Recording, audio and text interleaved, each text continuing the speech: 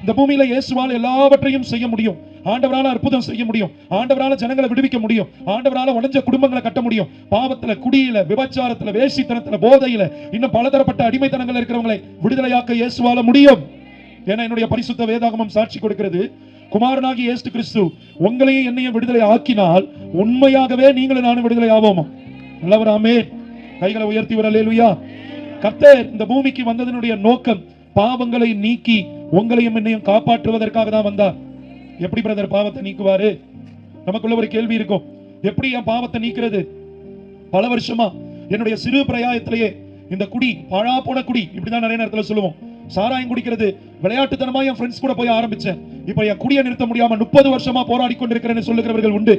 அண்ணே, பள்ளிக்கூடத்துல என் ஃப்ரெண்டு இதை கொஞ்சம் வாயில வச்சு பாரு நல்லா இருக்கும்ட்டு ஏதோ ஒரு போதை பொருளை கூலிப்ப கொடுத்தான். அன்னைக்கு விளையாட்டுத்தனமா வாயில வச்சேன்.